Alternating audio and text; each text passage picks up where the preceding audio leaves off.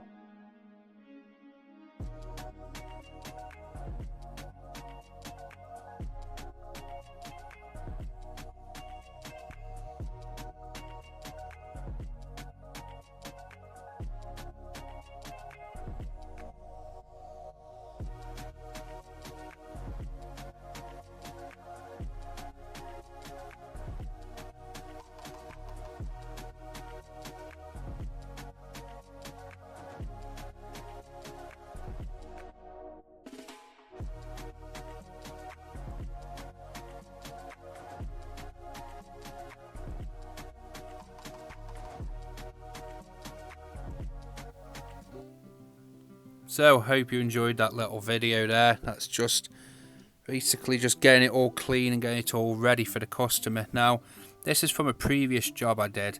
This is the moss brush video I shown probably a few months ago now, and as you can see, if you look, you can see swirls, and you can see also a discoloration in the tarmac, and you'll see it more in later pictures. And what it is two things there, where the moss or the whatever it is you're removing sits on the tarmac, that is going to naturally discolour it. So first off, if you scrape it, brush it, toothbrush it, power wash it, you will get that no matter what. The second one is you can see swirls, especially in this later picture, and you'll see swirls or you'll see a difference in colour. Again, the moss brush has a cleaning action. Tarmac is very, very finicky. No matter what course of action you take, you will get some form of noticeability to it. There'll be some form of difference. Now, I found that with this, you notice it, and I was thinking, blummy now, but they wear away within a week, 2 weeks, it's back to normal. And again, it's how much you look at it and how much you focus on it. For me, you're solving a problem. You're getting rid of the moss, you're making it look tidier, and it blends in and it blends back to where it was eventually. So again, depending on the tarmac and depending on the condition, you will notice, you can see on this right hand side of this picture where the soil and all whatever it was that was sitting on it was right over onto it. It does discolour it, unfortunately, and especially here, the moss was right over on this, and unfortunately there's no way of avoiding it. As I said, you can power wash it, you'll get it, you can scrape it with a hoe, you'll get it. Tarmac is a very, very funny thing to wash or to maintain. Like at the pictures you saw at the very, very start, if it's done improperly, it really will show up. So here's some after pictures, and the biggest thing you need to do with whenever you use a moss brush is you need to manage, well, anything that you do, you need to manage expectations for a customer. Now, ideally, for me, this would like to be power washed. Now, it's ready to be power washed. If a customer wants it power washing, it's perfectly ready. And again, every tool that's in your arsenal has a different use case. Some people might just say to the customer, look, yeah, I'll come and power wash it. The lady at this point in time, she wanted an alternative to power washing. She didn't want the mess, she didn't want the cost, she didn't want to worry about resanding it, or where the water was going to go. Is it going to go into a neighbour? She didn't want anything like that. She just wanted a solution which will get it back to where it is now, and she was happy with it. And I explained to her and I shown to her, and also I got this customer from a referral of another customer who used the moss brush for, where those pictures previously, that lady referred me to this lady, so because she was happy with the result. So for this lady, it's perfect. She doesn't want weed killer to be put down because this is where the pets live. So she's happy, and she understands that the weeds could come back, or they will keep coming, shall I say. And she's happy again once every 3 months. However, when it needs it, we can come and do the same again. Now, there's one thing that I've noticed is if you can wash it off afterwards or just leave it to get rained on, it gets better. The result, I don't know whether it's any fine bits of soil that's left, but it really perks it up. Now, towards the end of the video, I did actually wash it off, and to me, it looked a lot noticeably better. Now, as I said, also you see on these pictures, there's different colorations, there's paler parts, there's darker parts. It's got a cleaning action, but you're never going to get it fully clean by using a machine like this. Power washing, oh yeah, it'll bring it back up lovely, but this one is a lot easier, a lot cleaner, a lot quicker, and also cheaper for the customer and easier for you.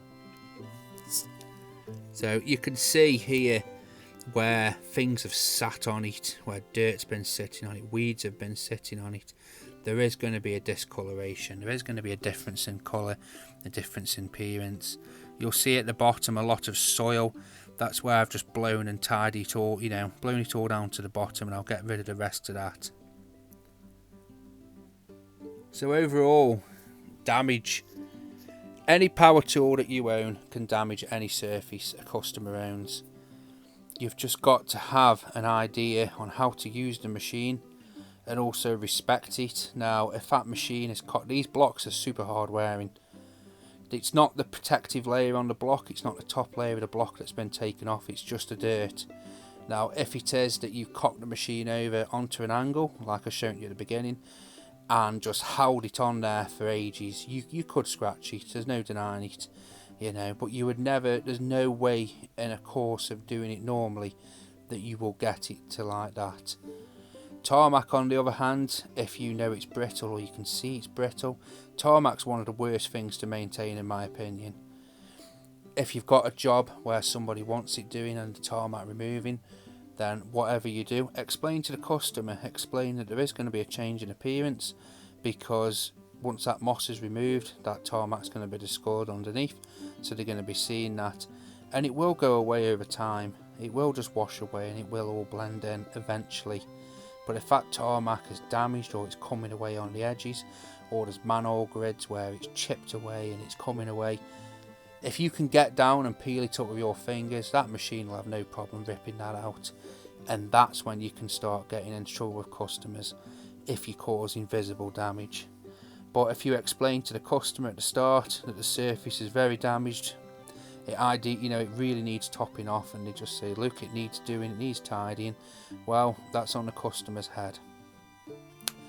Overall though, I do enjoy using these machines. Somebody said before, could you get a nylon head or a softer head?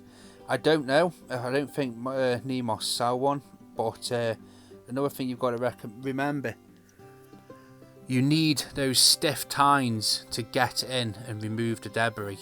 If you have a softer version of that doesn't quite get it all out, or only gets half of it out, what you could find is you might have to spend twice as long. There'll be twice as much brush wear, which will be more of a cost to you, and also it might not do a good as result, and then the customer has seen a result where actually it's not that effective. But if you use the steel ones, which is what they sell, and you treat it with respect and take your time, be careful with it, don't apply too much pressure, don't hold off on an area, then you'll see good results. Have a good day guys, thank you for watching.